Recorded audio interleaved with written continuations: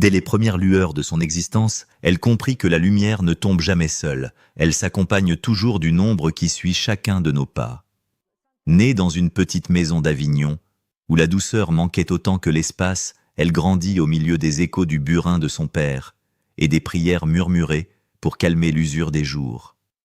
Cette enfance rude la façonna plus sûrement que n'importe quelle école. Elle y apprit la valeur du silence, non comme une absence, mais comme un refuge sacré dans lequel elle pouvait déposer ses peurs, ses rêves, et cette voix qui déjà semblait trop grande pour elle. Chaque matin, l'air sentait la poussière de pierre, et chaque soir, les hymnes fredonnés par son père la berçaient mieux que n'importe quelle berceuse. Elle trouvait dans ces instants la première musique capable de suspendre la misère. Pourtant, à l'extérieur des murs familiaux, le monde se montrait moins indulgent. L'école devint pour elle un espace de contrariété et d'humiliation. On la punissait pour avoir écrit de la main gauche, on lui reprochait son écriture hésitante, on se moquait de ses rêveries. Mais ces rêveries n'étaient rien d'autre que des refrains qu'elle recomposait intérieurement, comme si sa tête avait besoin de chanter pour comprendre ce que son cœur ressentait. Même enfant, elle vivait déjà entre deux mondes, celui pesant et minéral de son quotidien, et celui aérien et vibrant que la musique lui offrait. Très tôt, elle comprit que rien ne lui serait donné, et que l'effort serait sa seule monnaie d'échange. À 14 ans, elle quitta l'école pour travailler dans une usine de Montfavet. Les machines résonnaient comme un battement métallique et monotone, mais elle y trouvait parfois un rythme secret auquel accrocher une mélodie. Le jour, elle s'épuisait pour gagner quelques francs. La nuit, elle chantait à vélo contre le Mistral pendant les pauses ou seule dans la cuisine familiale, où le silence devenait une scène improvisée. Son vélo acheté à crédit représentait son premier pari sur l'avenir, une façon de croire qu'il existait un autre horizon. Cet horizon apparut par fragments de petits concours amateurs, des applaudissements timides, puis enfin cette victoire locale d'Avignon en 1964, où elle interpréta La vie en rose comme un clin d'œil à cette autre voix qui un jour avait bouleversé la sienne à la radio. Ce moment fut son tournant secret. Elle le sut immédiatement aussi clairement que si quelqu'un lui avait murmuré « Voilà ton chemin ». L'année suivante, elle se retrouva propulsée sur une scène nationale lors d'une émission télévisée.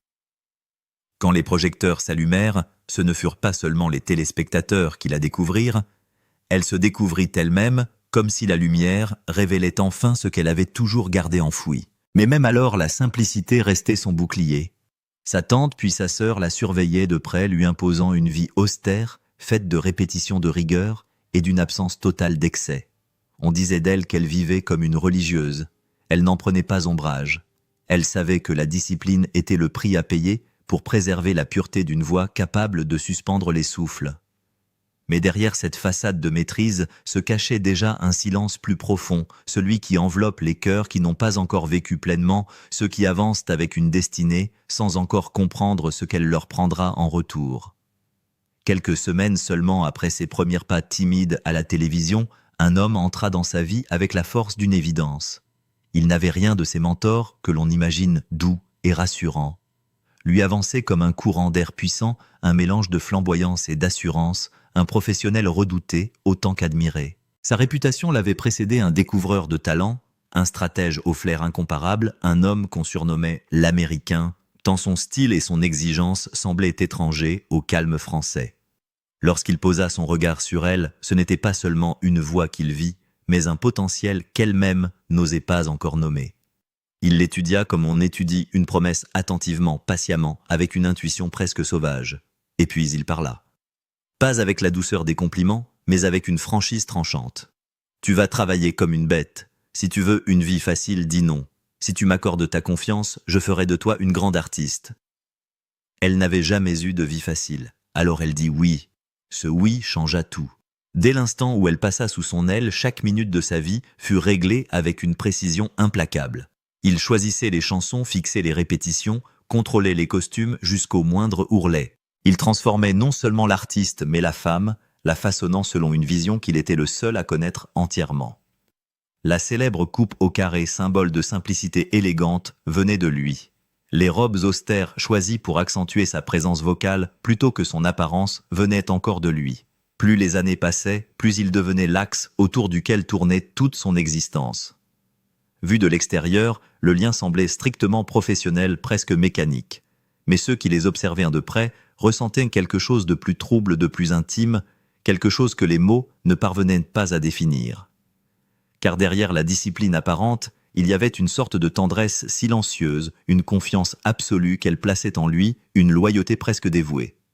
Elle disait parfois « Il vivait pour moi et je chantais pour lui », comme si leur relation formait un pacte tacite. On murmurait qu'ils étaient plus que partenaires artistiques, qu'une affection particulière se glissait entre leurs regards, qu'un attachement profond, peut-être interdit, peut-être simplement inexprimé, donnait à leur collaboration une intensité unique. Jamais elle ne confirma quoi que ce soit, mais jamais elle ne démentit non plus. Elle préférait esquiver les questions d'un sourire discret, un sourire qui révélait plus qu'il ne cachait. Pendant plus de 20 ans, ils parcoururent ensemble le monde, les salles prestigieuses de Moscou, les lumières agressives de Las Vegas, les scènes sacrées du Vatican. Lui toujours au premier rang, les bras croisés, le regard fixé sur elle, comme s'il surveillait un secret précieux. Elle juste au-delà de sa portée chantant comme si chaque note devait retrouver un chemin vers lui.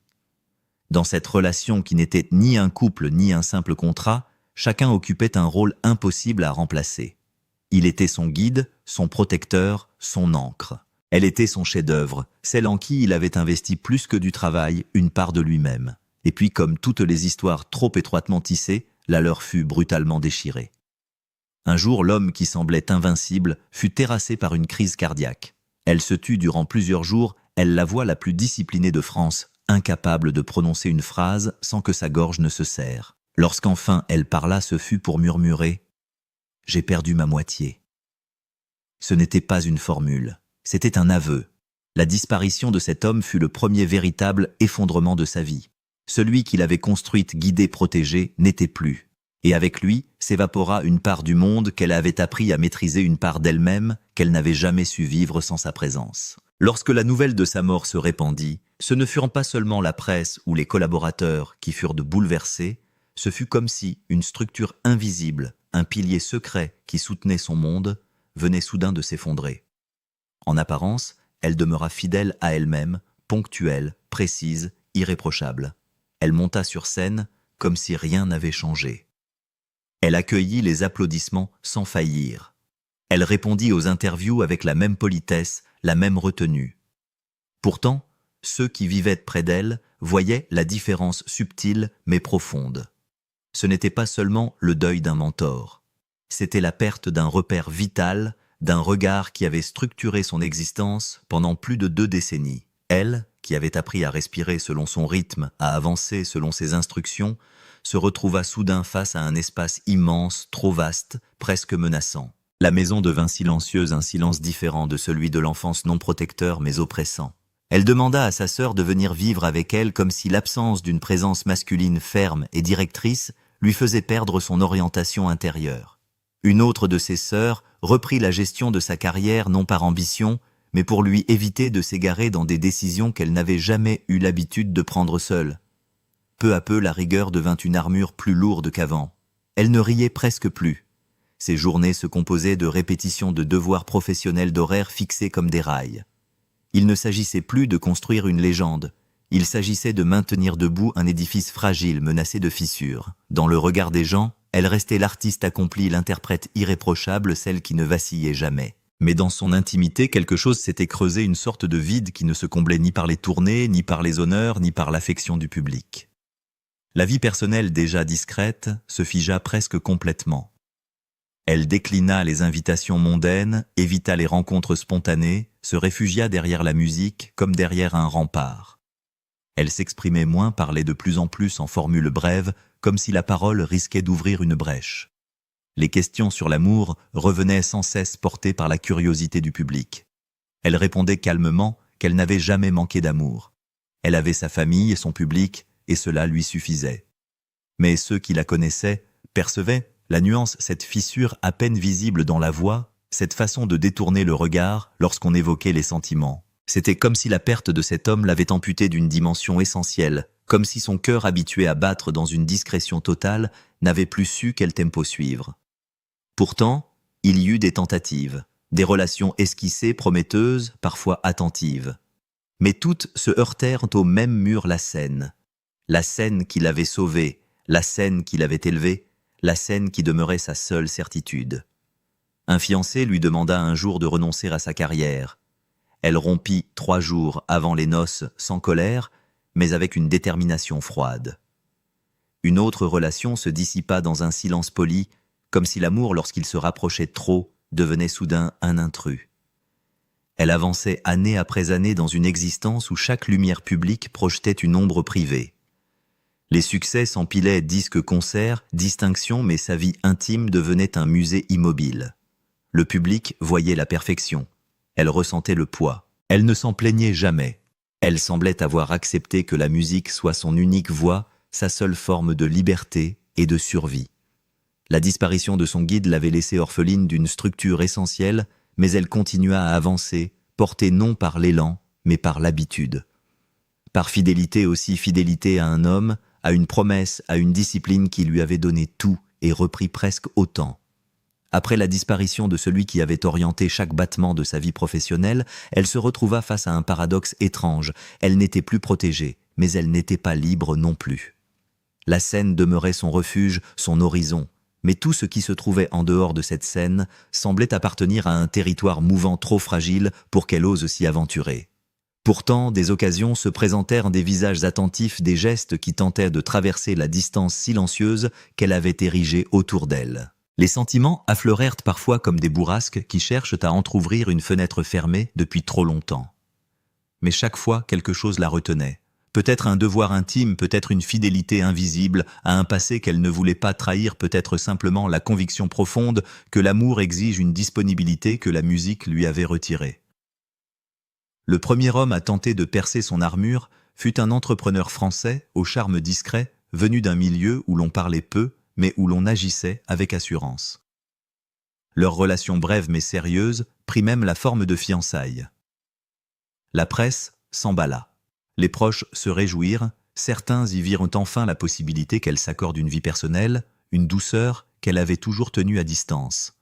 Elle semblait sereine, presque apaisée, comme si l'idée de s'ancrer dans une vie plus ordinaire lui offrait un espoir inattendu. Mais la veille d'un avenir supposé stable, la phrase tomba. L'homme voulait qu'elle cesse de chanter, qu'elle ralentisse les tournées, qu'elle sacrifie l'inépuisable dévouement à son art. 3 jours avant la cérémonie, elle rompit. Sans éclat, sans reproche, comme si la décision s'était imposée d'elle-même. Elle savait que renoncer à sa voix aurait été renoncer à la seule part d'elle qui ne l'avait jamais abandonnée. Elle ferma cette porte non par dureté, mais par lucidité. Plus tard, un autre homme élégant et cultivé traversa sa vie. Un expert reconnu dans le domaine de la beauté, homme du monde raffiné, doté d'un charme tranquille. Ensemble, ils formaient un couple presque cinématographique, elle toute de sobriété lumineuse, lui maître de l'élégance discrète. On les voyait souvent côte à côte lors d'événements publics, partageant des rires retenus, des conversations complices. Les amis murmuraient qu'ils allaient se marier, qu'une robe était même envisagée. Mais comme toujours, le fil se rompit sans explication. Pas de rupture brutale, pas de début de scandale. Juste un glissement silencieux, comme si leur histoire s'était évaporée avant même d'avoir une forme concrète. Chaque fois qu'un homme s'approchait de trop près, une frontière invisible se dressait la musique. Ce n'était pas un choix sentimental, mais une nécessité presque vitale. Depuis l'enfance, la scène avait été sa seule manière d'exister pleinement. Petite fille punie pour avoir tenu son crayon dans la main gauche, elle avait trouvé dans le chant la seule chose qu'on ne pouvait lui retirer, le seul espace où elle décidait. Renoncer à cela même pour l'amour aurait été trahir ce qui l'avait sauvée. Ainsi les histoires s'interrompaient toujours, avant de devenir des récits, les promesses se dissolvaient en silence et les élans se heurtaient à cette fidélité absolue qu'elle entretenait envers la musique, ou peut-être envers un homme disparu. Avec le temps, elle développa une manière particulière de parler d'amour brève, pudique, presque abstraite. Elle disait n'avoir jamais manqué d'affection, mais tout le monde percevait la nuance. Derrière ces mots apaisés se levait une vérité plus sensible. Elle n'avait jamais trouvé un amour qui puisse cohabiter avec la force intransigeante de sa vocation. La scène encore et toujours demeurait l'unique endroit où son cœur trouvait sa place. Et ceux qui tentaient d'y entrer n'y trouvaient jamais assez d'espace pour eux. Bien avant que les projecteurs ne sculptent sa silhouette, avant que les salles prestigieuses ne résonnent de sa voix, il existait un garçon qui l'observait déjà, comme on observe une promesse dont on pressent la beauté avant même qu'elle ne se révèle. Il s'appelait Jean-Louis, un nom simple presque anonyme, qui ne figurait sur aucune affiche qui n'appartenait ni à l'industrie du spectacle, ni au cercle mondain. Il était menuisier enraciné dans la terre d'Avignon, fidèle aux habitudes d'un quartier où l'on se connaît par cœur, où les gestes parlent plus que les mots. Ils avaient grandi dans les mêmes rues poussiéreuses, entourées par la même lumière sèche du sud, celle qui dore les murs et brûle les silences. Il la remarqua bien avant que le monde ne le fasse. Il était présent ce soir de Noël où à 4 ans, elle chanta pour la première fois devant les fidèles de la paroisse. Un chant hésitant mais déjà bouleversant qui fit taire l'assistance et fit briller ses yeux d'enfant. Plus tard, il l'observa en douce lorsqu'elle séchait les cours pour murmurer des airs de Piaf dans un coin d'Avignon. Non pas par moquerie, mais par admiration silencieuse. À ses yeux, elle n'était pas une petite fille de plus du quartier, elle était déjà un souffle différent, une voix qui semblait trop vaste pour les ruelles étroites où il grandissait. Lorsqu'en 1964, elle hésita à s'inscrire à une audition qui pourrait changer son destin, ce fut Jean-Louis qui glissa entre ses doigts le formulaire sans emphase, sans discours. « Essaie », lui dit-il simplement. Il n'avait pas besoin d'en dire davantage. Il était de ceux qui savent que les rêves n'ont pas besoin d'être applaudis pour être encouragés. Elle partit, lui resta. Non par manque d'ambition, mais parce que sa vie appartenait à la ville, à son atelier, à ses racines. Il la laissa partir sans question, sans jalousie, sans attente. Les années passèrent. Elle devint célèbre, lui demeura discret.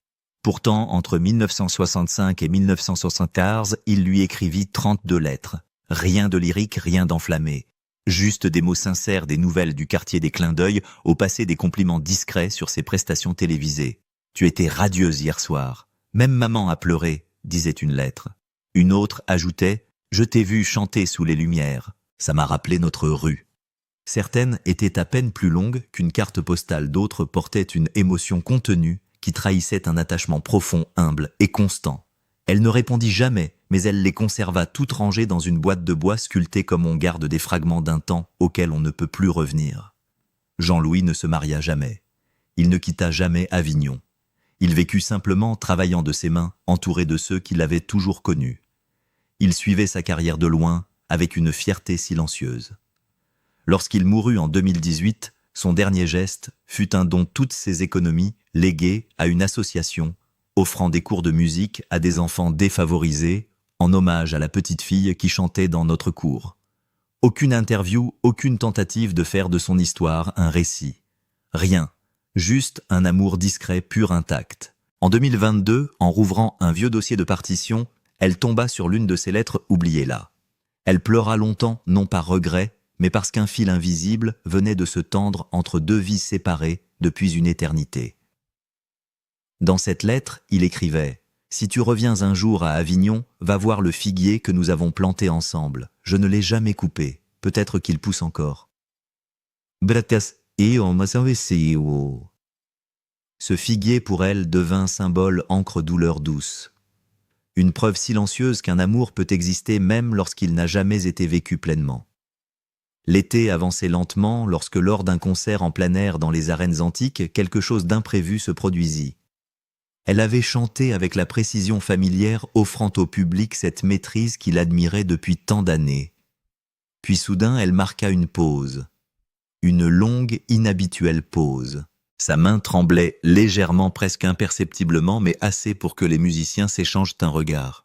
Le public lui se tut instinctivement comme si un souffle sacré venait de traverser l'air. Elle approcha le micro et dans une voix plus douce que la normale, elle dit « Ce soir, je veux chanter une chanson qui n'a jamais été enregistrée, pour quelqu'un que j'ai aimé en silence toute ma vie. » Les mots tombèrent dans l'arène comme un secret que l'on dépose enfin après l'avoir porté trop longtemps. Aucun nom, aucune explication, juste une chanson, le figuier en fleurs. Une mélodie lente, presque murmurée, dépouillée de tout artifice comme une prière adressée à quelqu'un qui ne pouvait plus l'entendre. Les paroles étaient d'une simplicité désarmante.